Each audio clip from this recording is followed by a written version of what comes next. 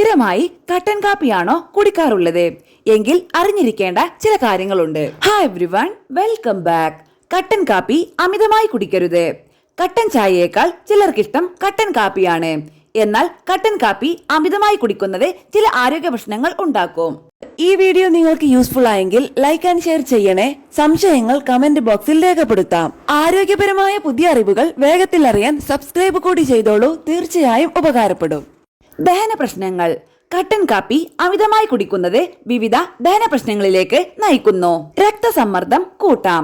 കാപ്പിയിലെ caffeine ഉള്ളടക്കം രക്തസമ്മർദ്ദം താൽക്കാലികമായി വർദ്ധിപ്പിക്കുന്നതിന് ഇടയാക്കും. ഉറക്കക്കുറവ് ഉണ്ടാക്കും.